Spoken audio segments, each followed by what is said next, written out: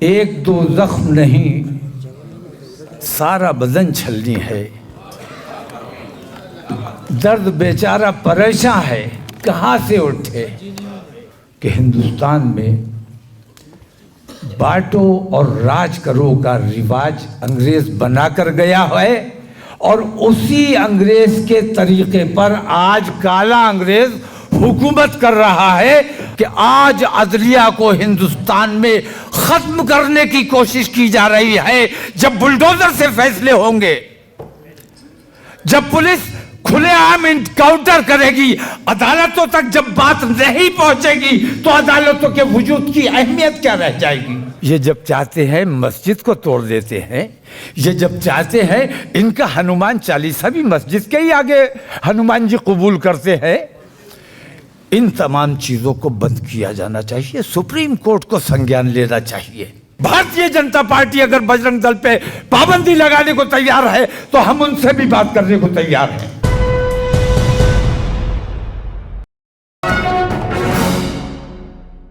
आलम यह है कि एक दो जख्म नहीं सारा बदन छलनी है।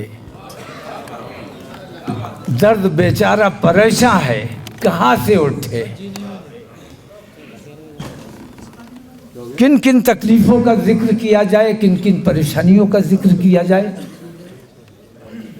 लेकिन सबसे बढ़कर और सबसे बेहतर बात मैं ये समझता हूँ कि हिंदुस्तान में बांटो और राज करो का रिवाज अंग्रेज बनाकर गया है और उसी अंग्रेज के तरीके पर आज काला अंग्रेज हुकूमत कर रहा है। अगर इस तरीके को हमने पहचान लिया है तो हमें चाहिए कि तमाम लोगों को, दबे कुचले तमाम लोगों को, मजलूम तमाम लोगों को मुत्तहिद होना चाहिए। हम ताकत हासिल करने के लिए, हुकूमत हासिल करने के लिए ये बात नहीं कर रहे हैं, बल्कि हम इसलिए कर रहे हैं कि हमें अपने देश से प्यार है, हम अपने वतन से मोहब्बत करते हैं, हम अपने मुल्क की अदलिया से मोहब्बत करते हैं, हम अपने देश के संविधान से मोहब्बत करते हैं। हम ये महसूस कर रहे हैं कि आज अदलिया को हिंदुस्तान में खत्म करने की कोशिश की जा रही है। जब बुलडोजर से फैसले होंगे, जब पुलिस खुलेआम इनकाउंटर करेगी, अदालतों तक जब बात नहीं पहुंचेगी तो अदालतों के वजूद की अहमियत क्या रह जाएगी। हम अदालतों की हिमायत में खड़े हैं, हम संविधान की हिमायत में खड़े हैं। मैं कहना यह चाहता हूं, अभी पिछले दिनों आपने देखा होगा, गुज़श्ता साल भी मैंने इस बात को नोटिस किया था और इस साल भी मैंने नोटिस किया कि सुप्रीम कोर्ट ने दिल्ली के प्रदूषण को देखते हुए दिवाली के पटाखों पर पाबंदी लगाई, लेकिन सुप्रीम कोर्ट के उस हुक्म की हुक्मदूली करने के लिए सुप्रीम कोर्ट के सामने जमा होकर तमाम लोगों ने आतिशबाजी छोड़ी और सुप्रीम कोर्ट ने इस पर कोई नोटिस नहीं लिया। ये चिंता का विषय है। सुप्रीम कोर्ट को चाहिए था पुलिस को ऑर्डर करते कि जिन जिन लोगों ने किया है उन तमाम को जेल में डाला जाए। तो सुप्रीम कोर्ट अगर अपनी अहमियत को नहीं समझ रहा है, सुप्रीम कोर्ट अगर हुकूमत की दबाव में काम कर रहा है तो हमारे लिए चिंता का विषय है। हमें काम करना चाहिए, हमें बताना चाहिए कि देश जाग रहा है, जनता जाग रही है, लोग महसूस कर रहे हैं जो बेईमानियां हो रही है, ये बेईमानियां अब होने नहीं दी जाएंगी क्योंकि अवाम में बेदारी आ चुकी है। सुप्रीम कोर्ट के बहुत से ऐसे फैसले जिन पर एतराज किया जाना चाहिए, अभी मैं इतना जिक्र और जरूर करना चाहूंगा और ख़ास तौर से मुसलमानों से और अपने दलित भाइयों से ये बात ज़रूर कहना चाहूँगा कि ये जब चाहते हैं रविदास मंदिर को तोड़ देते हैं, ये जब चाहते हैं मस्जिद को तोड़ देते हैं, ये जब चाहते हैं इनका हनुमान चालीसा भी मस्जिद के ही आगे हनुमान जी कबूल करते हैं, इन तमाम चीज़ों को बंद किया जाना चाहिए। सुप्रीम कोर्ट को संज्ञान लेना चाहिए। बाबरी मस्जिद को हमने सब्र किया है, इसलिए नहीं कि हम कमज़ोर थे, बल्कि इसलिए कि हम अपने मुल्क की एकता और अखंडता से प्यार करते थे। हम अपने देश से मोहब्बत करते हैं, अपने देश में अमन व अमान बनाए रखना चाहते हैं, इसलिए हमने सुप्रीम कोर्ट के फैसले को सर आंखों पर लिया और किसी किस्म का कोई एहतजाज नहीं किया। लेकिन नतीजा ये निकला, हमारे सब्र का नतीजा ये निकला कि हमें बुज़दिल समझा गया। और आज मैं कहता हूं कि अगर लोग बेदार ना हुए तो ज्ञानव्यापी उसी तरीके से, उसी बेईमानी के तरीके से ज्ञानव्यापी ये लोग छीन लेंगे। उसी तरीके से मथुरा को आपसे छीन लिया जाएगा, ईदगाह को आपसे छीन लिया जाएगा। उसी तरीके से यके बाद दीगरे, कभी बदायूं की मस्जिद पर हमला किया जाएगा, कभी ईदगाह पर हमला किया जाएगा, कभी जामा मस्जिद पर हमला किया जाएगा। अगर अपनी मस्जिदों को इसी तरह सब्र करना है, कहीं तो खत्म होना चाहिए ये तरीका। कभी तो हमें खड़े होकर अपनी बात रखनी होगी।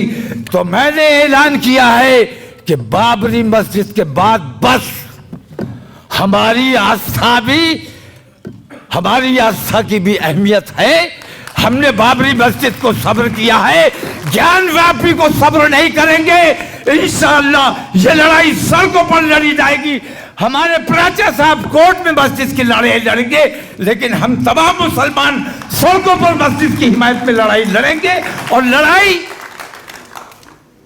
लड़ाई वो नहीं होगी, हमें किसी के से लड़ाई नहीं करनी है। हमें दिखाना है कि हम बेदार हैं, हम बर्दाश्त नहीं करेंगे। उन्होंने कहा था हमारी आस्था कोर्ट से ऊपर है, हमने कहा था कोर्ट का जो फैसला होगा हमें वो मंजूर होगा।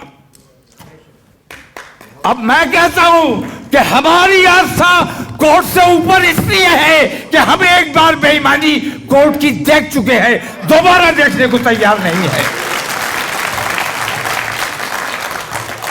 यहां जो तमाम लोग शरीक हुए, मैं उन तमाम लोगों का तहे दिल से शुक्रगुजार हूं। और तवील गुफ्तगू का वक्त नहीं है, सिर्फ इतना कहना चाहता हूं कि आज जो हमारा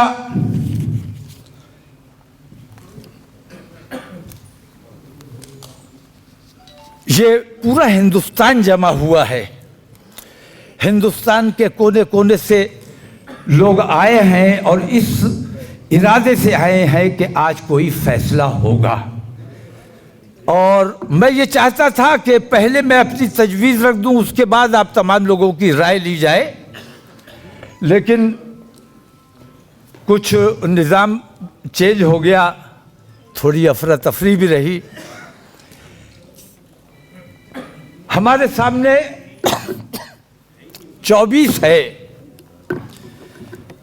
और मैं ये महसूस करता हूँ कि अगर सरसरी तरीके से देखा जाए तो सिर्फ 2 पार्टियां आमने सामने हैं। उन्हीं दोनों के दरमियान पहले और दूसरे नंबर का फैसला होना है। तो इसमें हमारा क्या रोल है, हमारा क्या रोल रहना चाहिए? हम हिंदुस्तान के वासी हैं, हिंदुस्तान में कैसी हुकूमत आनी चाहिए ये हमारी जिम्मेदारी है। हमें बांटा गया है, अगड़े और पिछड़े में बांटा गया है, जबकि हमारे यहाँ इस्लाम में न कोई अफजल है, न कोई अशरफ है, न कोई अर्जल है।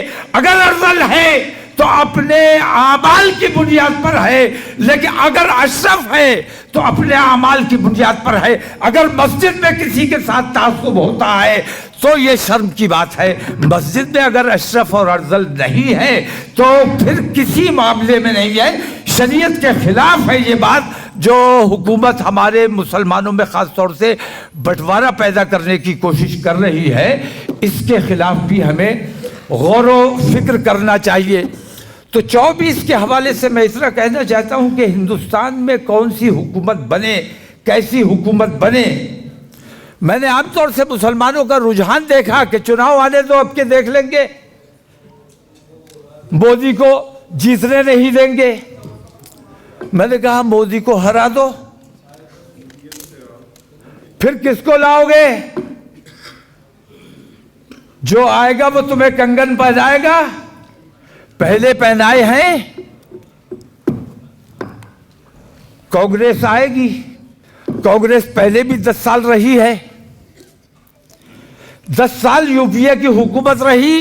वक्त याद करो, रोजाना तुम्हारे बच्चों का इनकाउंटर हुआ करता था, रोजाना बम ब्लास्ट हुआ करता था, रोजाना तुम्हारे बच्चों को झूठे इनकाउंटर में मारा जाता था। 20-20, 25-25 साल के बाद छूटे हैं और गिरफ्तारियां की जाती थी, झूठे इल्जाम लगाए जाते थे। हमारे माथे पर आतंकवाद लिख दिया गया था।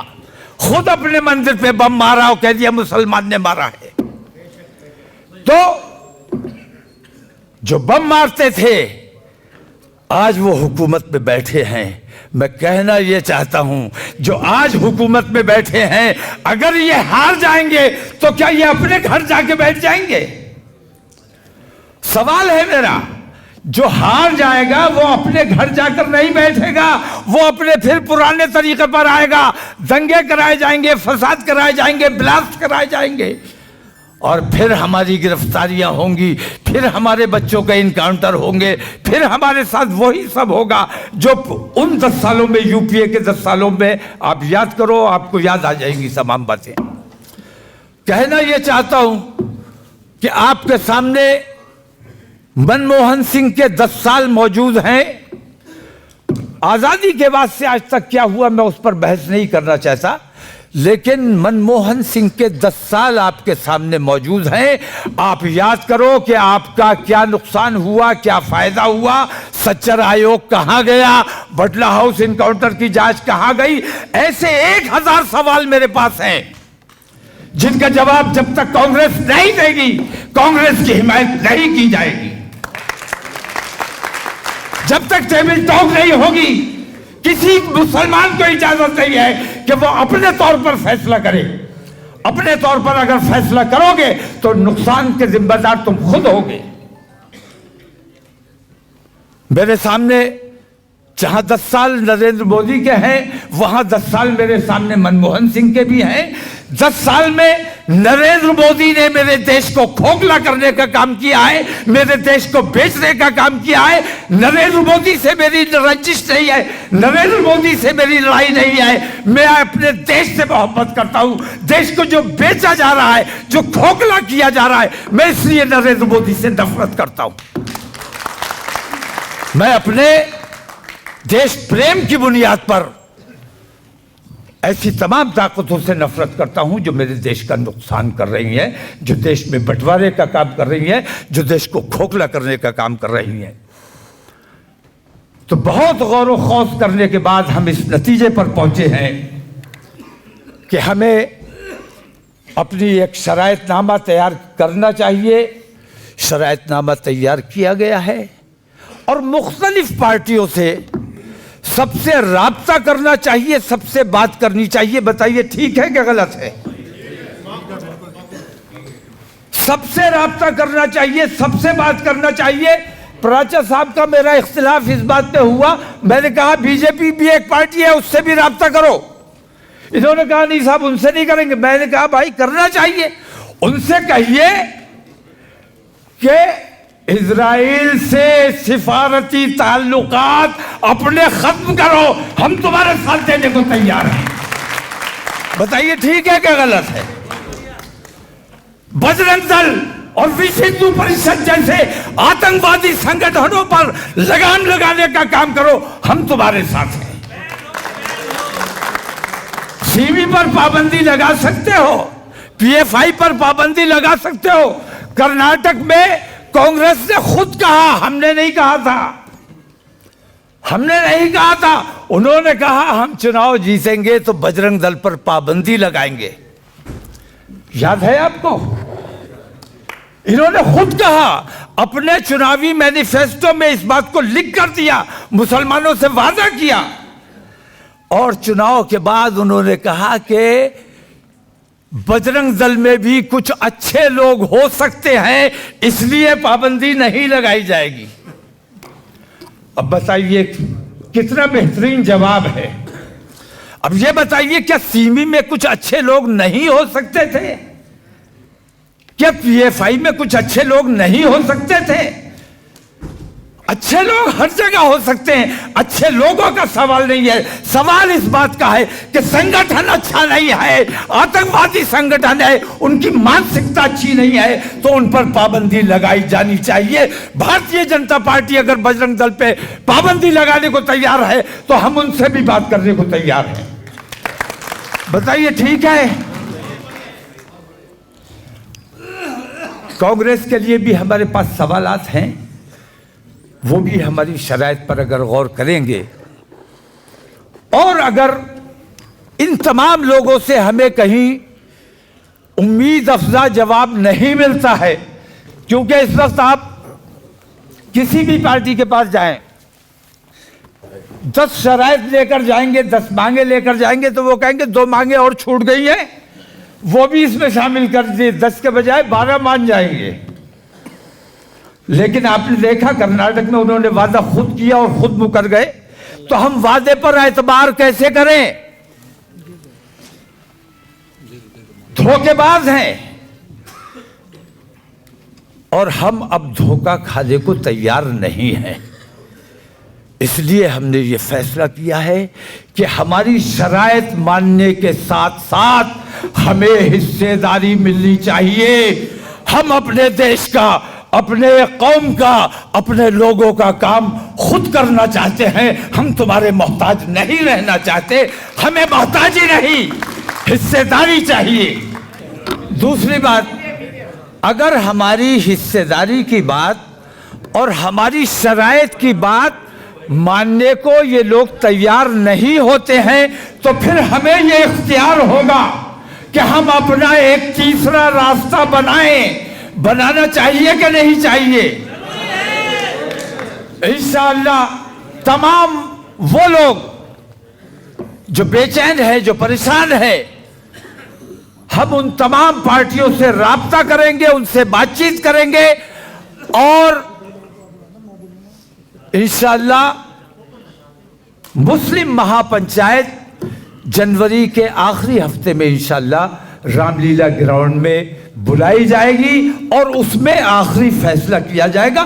फैसला जो भी होगा, ट्रांसपेरेंसी रखने के लिए मैंने ये तरीका इख्तियार किया है कि एक 5 रुकनी कमेटी, प्राचा साहब की क़यादत में 5 रुकनी कमेटी, जिसमें हमारे बेंगलोर से तशरीफ लाए हैं मुजाहिद बाबा और जाहिद रजा साहब हैं, 5 लोगों की एक कमेटी को ये इख्तियार दिया गया है कि ये 5 लोग मुख्तलिफ पार्टियों से बातचीत करें और अपनी शराइत उनके सामने रखें, अपनी बातचीत उनके सामने रखें, और जो कुछ भी बातचीत हो, फैसला इन्होंने नहीं करना है, इन्होंने अपनी रिपोर्ट बोर्ड को पेश करनी है। बोर्ड ने भी वो फैसला नहीं करना है, बोर्ड ने महापंचायत में ये सारी एक्सरसाइज की रिपोर्ट देनी है, ताकि ट्रांसपेरेंसी रहे, कहीं किसी किस्म का घपला ना हो, क्योंकि हमारी कौम ने बहुत धोखे खाए हैं, बहुत बार बेचा गया है। इस बार हमने ये इरादा किया है कि पूरी शफ़ाफ़ी के साथ काम किया जाएगा, और जो कुछ भी फैसला होगा इंशाअल्लाह वो रामलीला ग्राउंड में तमाम अवाम की राय के मुताबिक फैसला किया जाएगा।